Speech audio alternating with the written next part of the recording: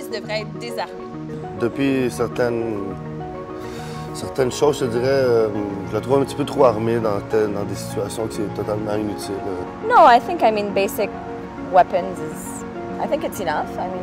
Que vous autres sont là pour nous, pour sauvegarder, puis tout, mais des fois, là... Il y a des accidents. On peut dire des accidents. Personnellement, est-ce que tu te sens plus en sécurité ou moins en sécurité quand tu vois la police très armée? Non, moi, je me sens pas en sécurité. When I see a police who has a gun, I feel safe, yeah, because when anything could happen, he can like defend us. On voit les sans-abri, des fois, qui sont faits à battre, ou des choses comme ça. Là, je pense que là, c'est vraiment la formation qui c'est l'avantage. Pensez-vous que la police est bien formée pour utiliser les armes à feu? Je pense, oui, parce que j'entends très rarement des incidents, vous voyez. Okay. Est-ce qu'on a vraiment besoin d'utiliser ça des fois? Je pense que pas toujours. Il y a des gens en ce moment qui militent pour que la police soit désarmée, c'est-à-dire que les patrouilleurs, là, il n'y a plus de fusils sur eux. Est-ce que tu penses que c'est une bonne idée?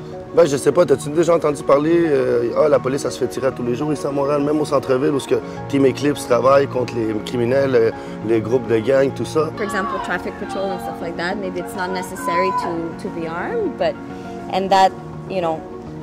then if something were to happen and they wouldn't have any guns, so it's... Mais j'ai déjà vu quand même avec mes yeux même qu'elle a mal fait quelque chose.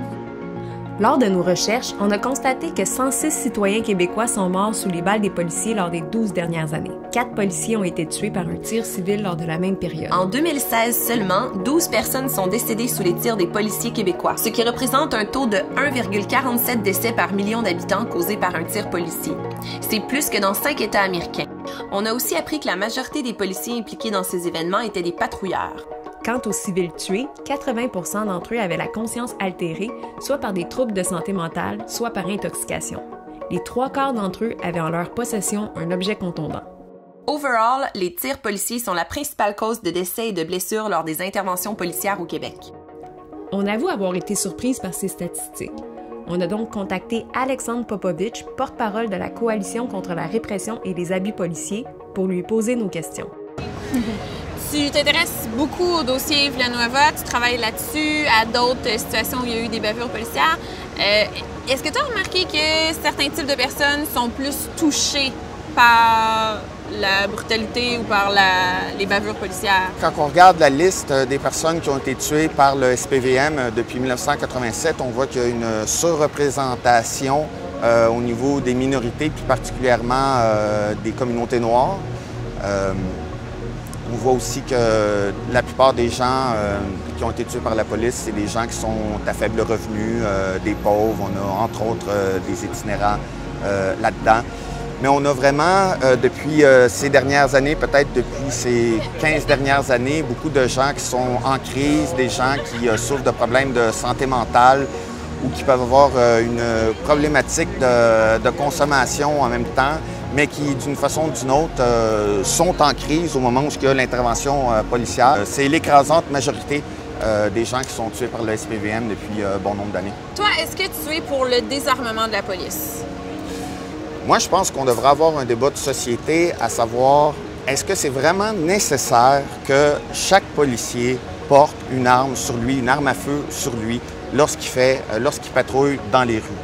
Moi, je n'en suis pas convaincu que chacun des quelques 4000 policiers au SPVM ont besoin d'avoir une arme à feu sur eux lorsqu'ils sont en contact avec les citoyens. On a juste à regarder les chiffres qui sont publiés dans les bilans annuels du SPVM.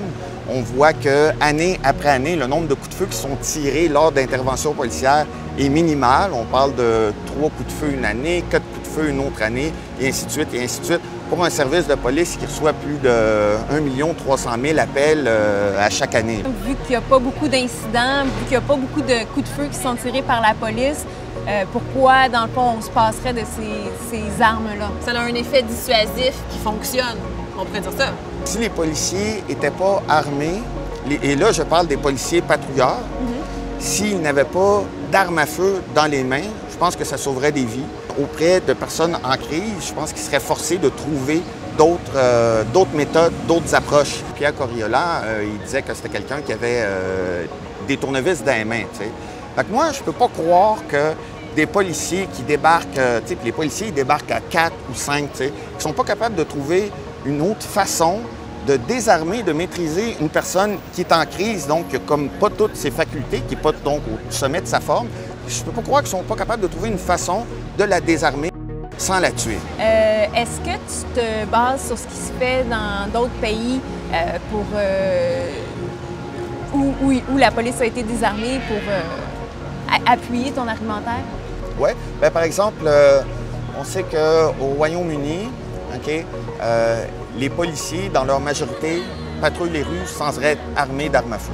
Donc, il y a eu une intervention à Londres qui a été filmée sur bande vidéo, puisque on a un homme qui a une espèce de machette, là, une arme blanche, là, une grosse lame quand même assez impressionnante, okay, et qui est en crise. Okay? Ça se passe sur la rue et les policiers arrivent, ils interviennent, se mettent en groupe et confinent la personne. Et ils parviennent comme à la maîtriser et à la désarmer sans la blesser, sans tirer un seul coup de feu et ainsi de suite. C'est sûr que ça prend du courage pour faire une chose comme ça. Il faut prendre le temps, OK? Il faut prendre le temps et il faut miser sur le dialogue. Et au niveau des statistiques, il n'y a pas plus de morts ou de blessés chez les policiers à Londres qu'ailleurs? Non. Comme la sécurité des policiers et tout s'est assuré? Il y a 3-4 années, il y a eu 2 policières qui ont été tuées au Royaume-Uni. Durant une seule et même intervention, ça a ramené le débat. Est-ce qu'il faudrait donner des armes à feu aux policiers? Et les policiers eux-mêmes, parce qu'ils se sont fait poser la question eux-mêmes, la police de Londres, la Metropolitan London Police, ils ont répondu non, comme je veux dire, c'est des événements qui sont rarissimes. Les gars, ils se font poser la question inverse que nous, on se pose présentement. Oui, wow. C'est ça. Ouais. OK. Les policiers de Montréal sont formés pour faire ça? Ils ne sont pas assez formés. La formation qu'ils ont est très minimale, puis ça fait des années que les gens le disent que les policiers doivent être plus formés. C'est pas une séance de formation d'un avant-midi qui va vraiment comme bien outiller les policiers à dealer avec les interventions auprès de personnes qui sont en crise. À Montréal, ils ont formé des policiers en réponse en intervention de crise, là, le RIC, OK? Donc ça, c'est une formation qui est beaucoup plus solide. On parle de 40 heures de formation. Donc les policiers passent une semaine au complet, intensive, à être formés. Ils apprennent les symptômes, ils apprennent comment intervenir, et ainsi de suite, et ainsi de suite. Cette formation-là, la formation RIC, la réponse en intervention de crise, c'est basé sur ce qu'on appelle le modèle de Memphis, qui a fait ses preuves. Et Montréal, malheureusement, est un des derniers corps policiers à avoir mis en place cette formation-là. C'est bien pour dire que ça n'a jamais été une priorité au SPVM. Et c'est très malheureux parce qu'il y a des gens qui continuent, selon moi, à perdre la vie à cause de ça, à cause que le SPVM ne forme pas suffisamment ces policiers pour intervenir auprès des personnes qui sont en crise. Puis, il y a des gens qui nous disent, ouais, mais avec les attentats terroristes qu'il y a en ce moment, si on se met à désarmer les policiers patrouilleurs, ils ne pourront pas intervenir si jamais il y a un camion bélier ou s'il y a quelqu'un qui veut se faire exploser. Ou si, Mais je pense que ce qui est bien important de comprendre, OK, c'est que dans les pays où les policiers patrouillent sans avoir d'armes à feu, OK, on parle de corps de police où ils ont des armes à feu, mais les policiers ne vont pas patrouiller avec leurs armes à feu. Par exemple, dans une situation précise, OK, puisque par exemple, il va y avoir quelqu'un qui va être barricadé puis qui va avoir un M16, là, comme j'arrive avec une situation vraiment extrême, ou encore un terroriste là, armé jusqu'aux dents qui menace de se faire exploser et tout ça. Donc, dans ces situations-là, ces corps de police-là, ils vont envoyer des policiers qui sont armés, OK? Mais, de façon générale, les policiers qui patrouillent dans les rues, qui sont en contact de façon quotidienne avec les policiers, n'ont pas d'armes à feu. Mais si on a ces exemples-là d'endroits où les policiers ne patrouillent pas avec leurs armes, pourquoi nous, on arme notre police? Pourquoi nous, on fait ça puis on trouve que ça va bien? Oui, bien, moi, je pense qu'on a l'influence malsaine, je dirais, des États-Unis, jusqu'à un certain point. Il y a vraiment un courant dans la population, un courant d'opinion à l'effet que, oui, il y a des gens qui méritent de mourir, qui méritent de pas de vivre, puis les criminels, puis ainsi de suite. Donc oui, donc ça, c'est des gens qui appuient le fait que les policiers soient non seulement armés, d'armes à feu, mais qu'ils utilisent et qui tuent des gens.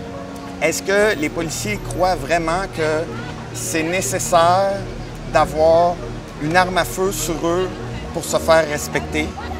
Je veux dire, est-ce qu'on en est vraiment rendu là? Parce que si on en est rendu là, ça veut dire qu'on est rendu très loin de l'idée de police communautaire. Ça veut dire que c'est une police qui a besoin de s'imposer par la violence, OK? De montrer de façon permanente à la population qu'elle peut tuer à n'importe quel moment pour imposer son autorité. Est-ce que c'est vraiment ce genre de police-là qu'on a besoin dans notre société ici, à Montréal, au Québec?